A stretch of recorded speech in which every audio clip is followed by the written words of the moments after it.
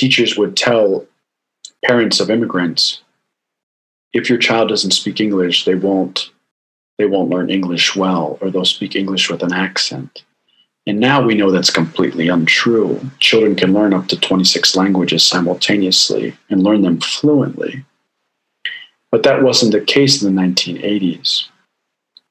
So the first thing that went for our family was language. And so my parents were told this information by teachers at school, and so they got very scared. So although they didn't speak English well, the first thing they did is they invested all their money into a big television set so that their kids could watch TV and learn English from television. Hello, my name is Emmy DeGrappa. Each week, we bring you stories asking our guests the question why. We learn about passion, purpose, and the human experience. Brought to you by Wyoming Humanities with the generous support of the Wyoming Community Foundation. This is What's Your Why?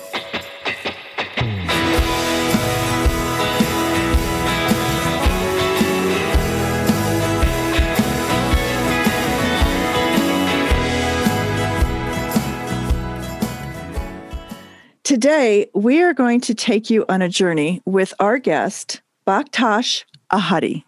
He is a communications and leadership strategist, and he was born in Afghanistan. Welcome, Baktash. Thank you, Emmy. I appreciate being here. Thank you. Absolutely. I read your bio. I love everything that you have been doing in your life. And I have so many questions about your communications and your leadership strategy and what you do. But before we go there, I want to talk about, your personal journey. You were born in Afghanistan and you joined the Peace Corps after 9/11. And just take us down that road. Sure. I'd be happy to.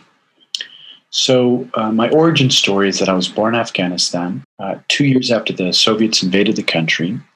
And the Soviets essentially put my father's life in danger, where he had to come home and tell my mother to pack her bags, get the kids ready, and that we were going to flee the country. And what was really interesting at this point is my mother had never left her neighborhood at that point in her life. And lo and behold, my father comes back from work that day, grabs my mother, they get in a cab, and they make it to outside of Kabul, where my father had ties with the Mujahideen. And we eventually get on horseback with the guide of Mujahideen, the freedom fighters that were essentially fighting against the Soviets in Afghanistan with the support of the United States. And we spent the next 7 days and 6 nights trekking through the Hindu Kush mountain range, which is very much like the Rockies that exist in Wyoming, very much like the Grand Tetons. So you can imagine traversing those mountains for 7 days and 6 nights with 2 toddlers. And that's what my parents did before we made it to refugee camps in Pakistan, where we spent 2 years of our lives there before getting sponsored and coming to the United States, where my family landed in a town called Carlisle in the middle of Pennsylvania, where we started our new lives in America in 1986. And what's interesting about that experience is that once we arrived, America was very much a place that didn't resemble anything that my parents understood America to be in terms of what they saw in television and media. Mm-hmm. Right? Because they assumed that everywhere in America was full of big buildings, flashy lights, and money grew on trees in some sense. Right? What's amazing about Hollywood is that it depicts how America is a very sensational place where you can achieve all your dreams. But what it doesn't do is it doesn't depict on how difficult it is to be here starting from scratch. And so my parents, my family, we spent a good chunk of time assimilating into American culture, and me until 9/11 happened, which is when Afghanistan came back on the map, not just for my family, but for the United States and the rest of the world because of the 9/11 attacks. Mm-hmm. Those attacks were orchestrated from Afghanistan by Al-Qaeda. And so if you remember, and your audience remembers, the United States went into Afghanistan to pursue Al-Qaeda, who was being defended by the Taliban at the time.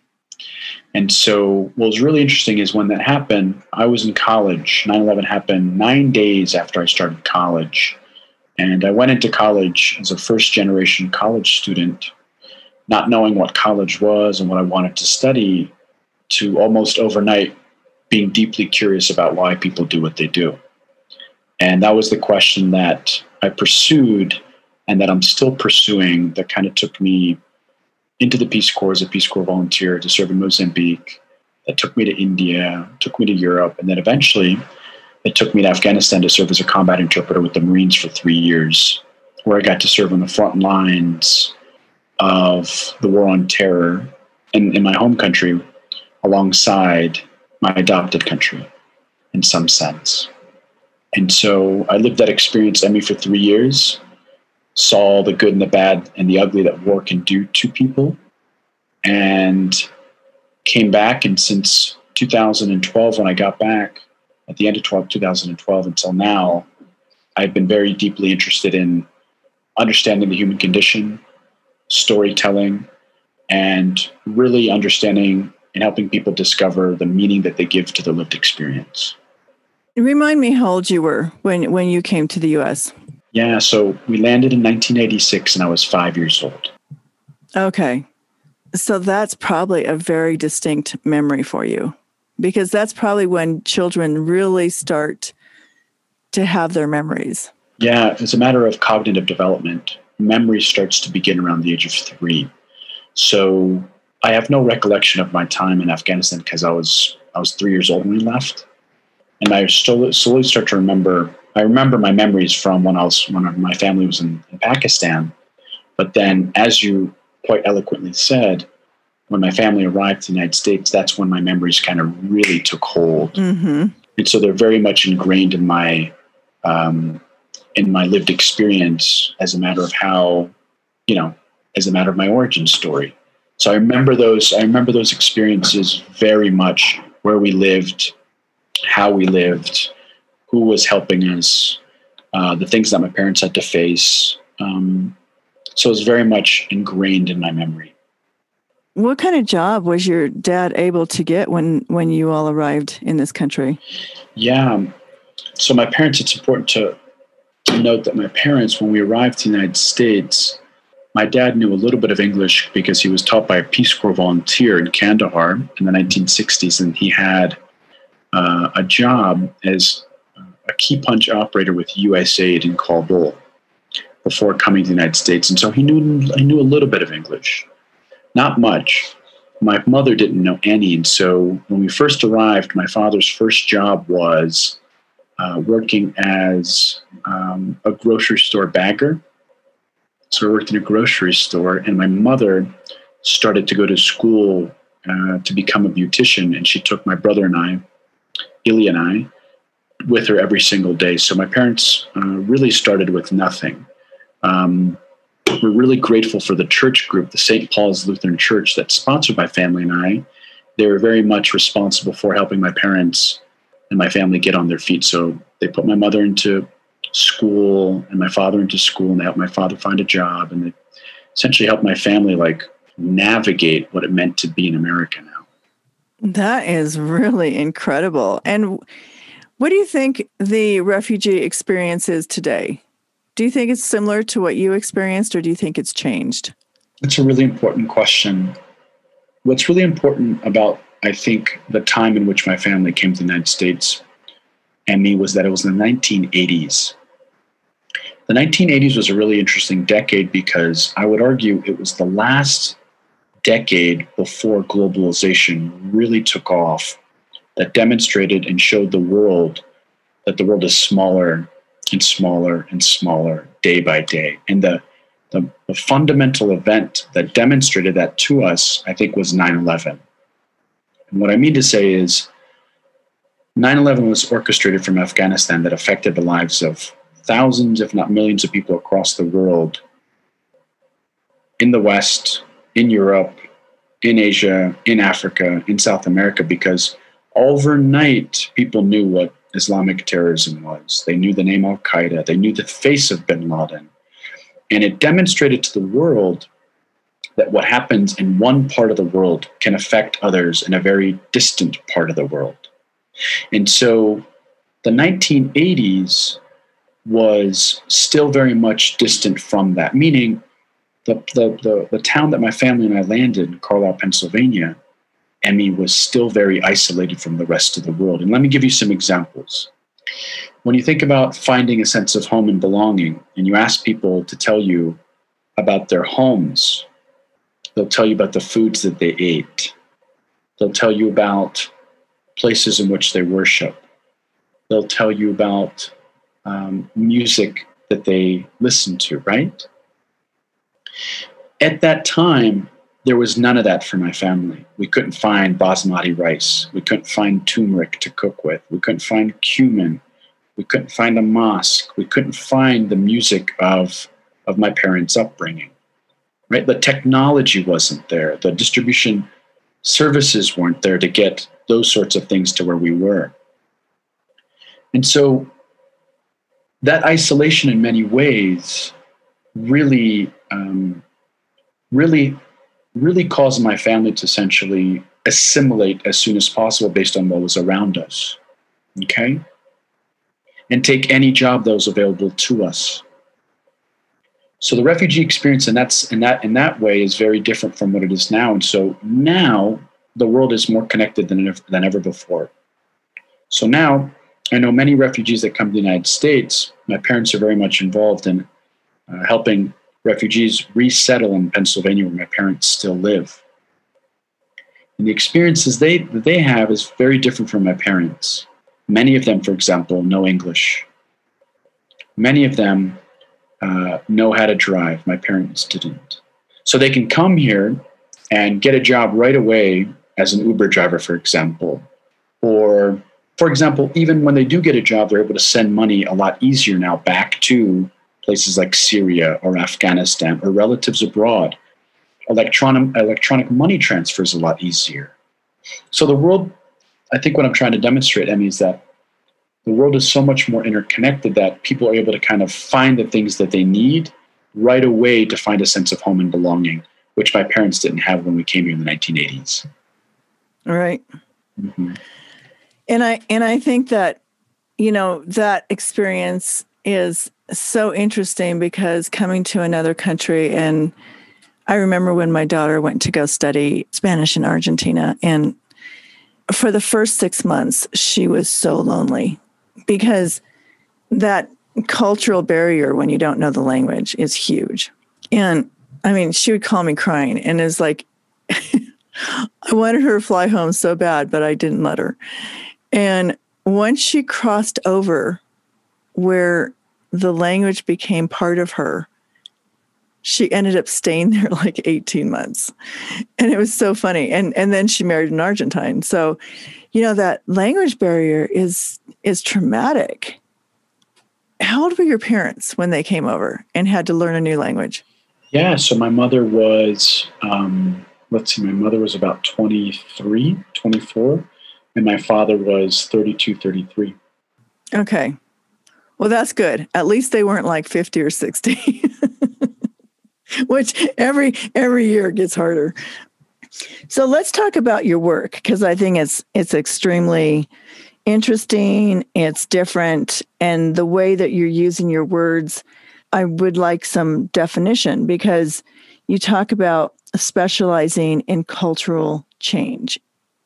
Yeah, the body of my work really, Emmy, is about helping people make meaning of their lived experience, which will help them eventually change their perspective or reconsider a perspective they may have on a specific topic, whether it's an external object, for example, an understanding of what a Muslim may be, or a person from Afghanistan may be, or even something even more internal to who they are, what they want, how they understand their childhood trauma, how they can give their lived experience a different meaning. And so the way I kind of do that is by really facilitating conversations about the things that I believe matter most to us and the things that we're most curious about. So really a lot of what I do is just ask really keen questions of people to kind of help them explore the things that they think they understand about the world and their relationship with the world that they live in. What is your education? Yeah, so I studied anthropology and sociology in college, and then I went to graduate school to study international relations. But my education didn't inform the work that I do now. I think the transformational thing in my life that kind of happened was as I was growing up, I was very much interested in solving complex problems as it pertained to an external stimuli, whether it was trying to solve a war or bring peace to a conflict, or aiding in terms of alleviating poverty in places like sub-Saharan Africa, where I was a Peace Corps volunteer. But what I really realized was that I wasn't so much interested in the things that happened to people. I was more interested in the meaning that people give to the lived experience, because I realized that whether I was in Mozambique teaching English to villagers, or in Afghanistan as an interpreter trying to make sense of this war, what I realized was if I thought too grand scale about the war in Afghanistan, I would have broken my heart because it didn't make sense. What I found to be more interesting, though, was how did people make sense of who they were in their environments? And I was really curious about people's stories. And I was really, really curious about hearing them and how they made sense of them and how people got to where how they got to where they got. I'm currently in the process of writing my memoir, and the beginning of my memoir is going to start something like, we are the culmination of all the decisions we've ever made. And so what's really interesting is to say, what were those decisions that you made? And how were you informed to make them? What were the experiences that you kind of lived that allowed you to make those decisions? People talk about history in terms of understanding history, because once you understand history, you can kind of understand where you're going. And we do that as it pertains to locations, environments, and countries. What we don't usually do is apply that model to ourselves. And so I'm really interested in kind of understanding the story that a person, an organization, a community, or a nation tells itself about who it is, about how it's going to interact with the world. And so I do a lot of coaching for individuals. Mm-hmm. I do a lot of facilitation for companies. I do a lot of facilitation for organizations. And I do a lot of speaking about leadership. And a lot of leadership is really just about pursuing the things that you deem to be valuable, right? Their core values are related to emotional intelligence. And some of the core questions that I kind of pursue, I'll read them if you allow me. Okay. Some of the core questions that I pursue in my work are very much related to what's your relationship? So one question that I may ask is, I'll ask people to ask themselves the question, what's the relationship that I want to have with myself? What's the relationship that I want to have with the world? What's the type of person that I want to be? How do I want to be remembered? What will I regret not doing at the end of my life? What sorts of things do I really want to think about? And how do I want to grow today? And you can ask these questions, Emmy, of anybody from any walk of life. You can ask these questions of community members, of organizations, of companies, because it really, really it helps people solidify their values and their cultural values. And so pursuing those endeavors for me are very, very interesting. And I really like to understand how people give meaning to those sorts of things that they've experienced. So in thinking about that, and just in learning also that you have a podcast, tell me the name of your podcast. Yeah, the name of my podcast is called Stories of Transformation. Okay, Stories of Transformation. Do you really see people transform, when you're working with them? Or is it really just like learning who they are and kind of their story, but not really their transformation? Yeah, that's a great question. We have to define the word transformation. And the way I kind of think of transformation is quite literally just a change in way a person sees themselves and sees how they are in relationship to the world.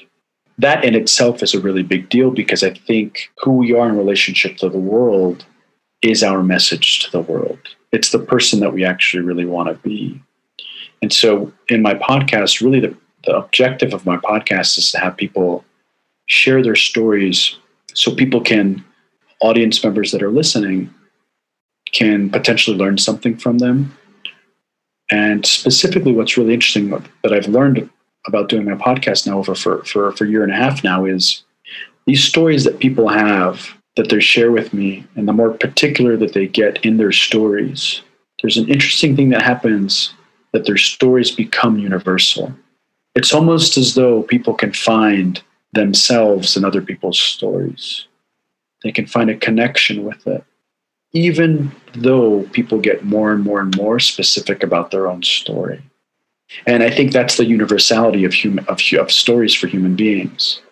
And so the second objective that it achieves is that it allows people to make them feel like they're not alone. Mm-hmm. Just by listening to other people's stories, they realize like, oh my gosh, Emmy's experience is very much like mine. Although it takes a different form, I can 1000% empathize with it.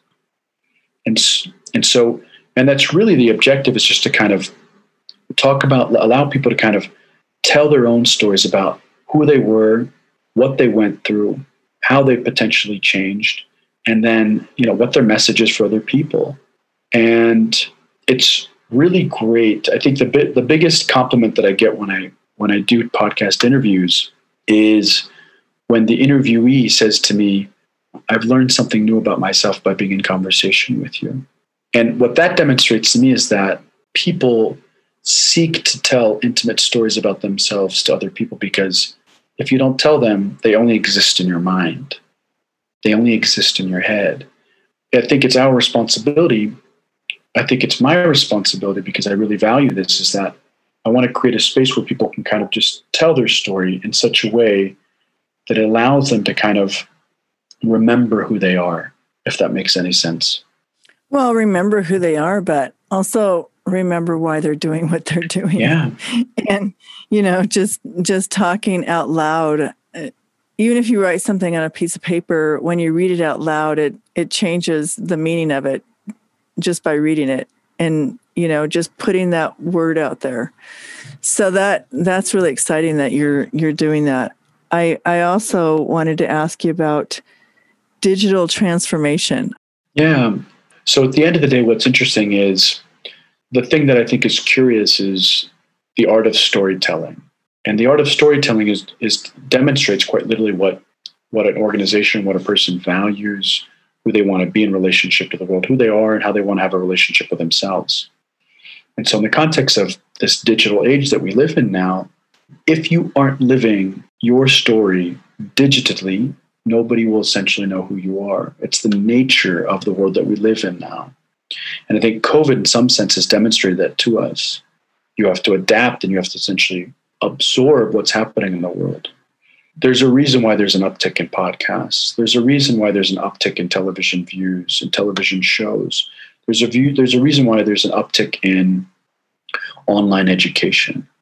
So what's happening now is, what I do sometimes as well is help clients figure out how they can take their in-person persona of their values and who they are and their story that they tell themselves, and literally plant that on the digital platforms. And that can take the shape of filmmaking, podcasting, interviewing, facilitating. It's really about how people want to show up online. And believe it or not, I mean, you work in storytelling, and you work in radio. And so this is very much your life's work. And what's interesting is, although you've had exposure to this, the world in some sense hasn't. And so now there's a huge shift to come online, to live and work amongst distributed teams with somebody in Jackson, somebody in Rock Springs, somebody in Laramie, somebody in San Francisco, and another person doing all your programming in Vietnam. So we have to ask the question, how are we going to be in relationship with each other online? How are we going to maintain these relationships? How are we going to essentially take what we know and throw it online? And how will we manage it? And so a lot of the work that I do is really working with people to figure out how they're going to work in distributed teams, how they'll maintain a sense of cohesiveness, how they'll crystallize their brand, how they'll share their brand. So it's really just about understanding who you are, but doing it from a place of doing it online. Well, I think the recording of the human experience is really important because that's why I do what I do for the humanities. But I also am really pretty tired of COVID. So I'm not really excited about thinking about everything digital and never seeing another person or being so isolated from people. That really does turn me off because I think the human experience is about the touching and the feeling and, the face to face and really just understanding a person when you have a meal with them. I grew up in a big Hispanic family. Having a meal and sitting at the table and talking for hours was just part of our life. And I'm sure in your culture, it's the same way. Yeah. And I was going to ask you, how did you hold on to your culture when you came to this country? I mean, you talked about assimilation. How did your parents deal with that? What's interesting about the American experience is that, especially in the time where my family came to the United States, there was a huge push to assimilate as soon as possible. And so the first thing that you give up is your language. It's what happens. And I'm not sure if you remember, but in the 1980s, there was a concerted effort to have immigrants assimilate to American culture as soon as possible under the American Project. So in educational institutions around the United States, especially in small towns, teachers would tell parents of immigrants, if your child doesn't speak English, they won't learn English well, or they'll speak English with an accent. And now we know that's completely untrue. Children can learn up to 26 languages simultaneously and learn them fluently. But that wasn't the case in the 1980s. So the first thing that went for our family was language. And so my parents were told this information by teachers in school, and so they got very scared. So although they didn't speak English well, the first thing they did is they invested all their money into a big television set so that their kids could watch TV and learn English from television. Lucky you. Okay. So a lot of the English that my brothers and I learned was from 1980s action films and Nickelodeon and Sesame Street and all the things that were happening on TV, whether it was The Price is Right or Wheel of Fortune, just all these different things that we were just exposed to as young kids. So that was really difficult, right? So in that moment, it wasn't difficult because as children, you don't know any better. But I think for my parents, it was really difficult. And we were in the path of assimilating as soon as possible until 9/11 happened. I mean, 9/11 was a very interesting experience for not only Afghans, but for Muslims in America, whereby there was no more, we were confronted by people either being very curious about who we were or being very fearful about who we were. And both parties existed in my life. I remember being threatened as a young college student. Who are you? You're associated with these people. This is your country. We're going to bomb your country to smithereens. Or other people that took a more humanistic approach would just be like, what's it like? What's Afghanistan like? Just being very curious about a place that harbored these terrorists. And so what did this do to me? It made me step into the role of being responsible for at least trying to have some of the answers that people wanted to know about. So I became very curious about Afghanistan, about culture, about psychology, about how people understand their lived experience. And so that's really the thing that I threw myself at, that took me all around the world, that eventually made me realize that people do things based on the thing that they give meaning to. And so you can have two different people live one experience, the same experience. And one person can commit suicide and the other person can be completely grateful. How does that happen?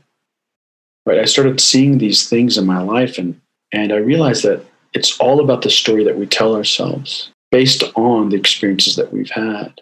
And your initial question was about how did my parents deal with maintaining a sense of culture? Well, post 9/11, I threw myself at what it meant to be Afghan, because the world needed that of people like me. Like, although I fit the profile of one of those 19 hijackers, I too understand what it means to be an American. So my sense of responsibility is to say, okay, how can I be a bridge between these two worlds that I occupy? How can I be a bridge between these two identities that I was born into, in some sense? I didn't have a choice about whether I was going to come to America. I didn't have a choice about whether or not to be born in Afghanistan. These were things that were given to me. And so I think what's really curious about human beings is, when we're trying to find our why and our sense of purpose, we oftentimes don't have to look that far. Sometimes we get confused and we lose our way because of what society tells us we ought to do. But if we're really keen about the signs that exist around us, we don't have to go too far to understand what our why is, because a lot of what our why is, in my experience, is what we're given. Well, and see, what's interesting about what you just said is that there's so many different arguments going on about that. The American dream, does it exist anymore?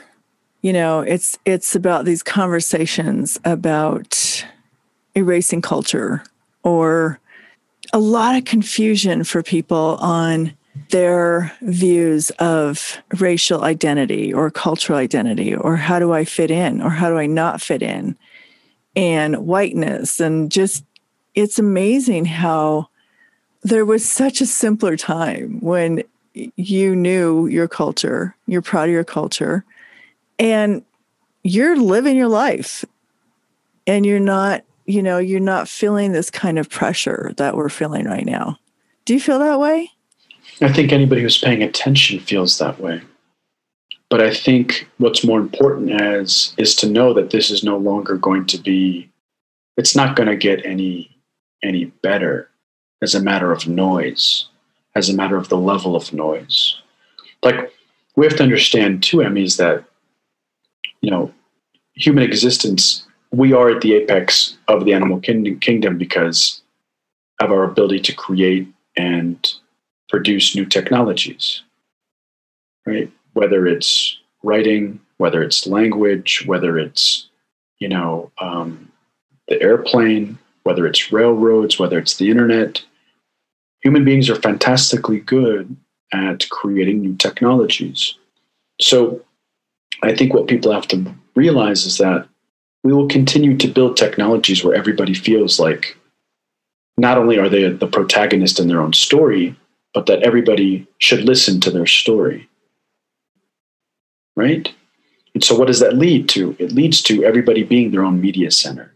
It leads to everybody being their own loudspeaker to the view and perspective that they have of the world. And so the confusion arises when people listen to those voices and they don't know who they are. And that's what I'm kind of getting to, is your sense of purpose and your why. You really don't have to go that far if you dig deep internally to who you are and your experiences and your memory and the meaning that you give to your lived experience. Because that's your life, right? If you listen to everybody in the world out there that tells you what it means to be white, or what rich people should do with their money, or how victimized this specific group of people are, then it's not to say you shouldn't listen to those voices and those opinions, but you should do it from the perspective of realizing that everybody's speaking from a place of their own lived experience. One data point is not all the data points, right? Just as though people are listening to me, not everybody who has the immigrant experience is going to have my experience. Not everybody from Afghanistan thinks the way I think. Not everybody from Pennsylvania is going to speak the way I speak. And so I think that's really important for people to think about. It's like a person is one entity. Although they're a node in a network, there's still one entity that they're showing you a part of who they are, not all of who they are, a part of who they are. Well, I really like when you said that we are our own media center, because I think that is so true and good and terrible at the same time. But, sometimes when you're just so busy out there yelling and making your own noise, and you lose the ability to listen, you lose the ability to be empathetic. You lose the ability to walk in someone else's shoes. So I think that is the danger. Like, I'm just going to tell everybody about myself and my journey and my story, and it's all about me. And I really don't care what you have to say, because you're not me. And I'm me, and I'm important. I'm on Facebook. I'm on Instagram, whatever. So I think there is a very dangerous place of being narcissistic. Yeah, I think that's right. I think what's interesting is those that are sensational are getting everybody's attention, hence the reason why they're sensational. And I mean, as a matter of the media landscape, whether it's CNN, Fox, Facebook, Instagram, Twitter, TikTok, Snapchat, everybody wants engagement and everybody wants to capture your attention. Everybody's in the attention capture business. That's the name of the game. That's the name of the game. And so how do you capture people's attention? Well, you have to scream the loudest and you have to be the most provocative, even though that provocation may not be based in any reality. Unfortunately, that is very true. Right. And so what I would suggest for people is to say, misinformation spreads like wildfire because it's sensational. People need to think about the contextual space in which this information is happening, whether it's a video, whether it's a conversation, whether it's a snippet of a conversation. People need to understand the context in which it's happening, because otherwise everything taken out of context could be seen as abusive, offensive, racist, homophobic, xenophobic. Taken out of context, many things can be perceived that way. But in context, they could be really funny. Or in context, they could be proving a very, very important point. You just have to understand what is actually being said. I mean, that's the beauty and detriment of language. It's beautiful because it helps you interpret what's going on internally and mapping it to what's happening externally. But then also, if somebody doesn't understand how you're using language and environment, and they map it to their environment, it doesn't map the right way. So people need to be extremely keen about context, sensationalism, how these structures are set up so that people are engaged nonstop to these platforms. And I think that the main lesson from this part of the conversation, Emmy, is that the world is going to continue to tell you what they think you should do, and how you should feel and how you should think, more so now than ever before. And so people's responsibility is to say, that's interesting, but to know yourself, especially in a world where everybody's shouting, telling you how you should act as a Hispanic woman in Wyoming, is interesting. The person who was probably only ever doing that to you before was probably your mom, your aunt, or a grandmother. Now it's all of Twitter telling you how to act based on your identity. And so the confusion arises because now we feel like, since there's information out there, we should give all the information equal praise and equal validity, when in fact, I think it's the opposite. Yep. I think that's great. And this is a really good place to end our interview, because that is such great advice, is to take the time and just be quiet so that you can know yourself, because it's all the noise out there that's telling you who to be, what you should be, why you should be, and taking the time to read and write and, have that space of quiet. I think it's so important. Yeah, I think that's right. Thank you so much for talking to me today. Thank you for having me, Emmy. I appreciate it. Yeah, absolutely.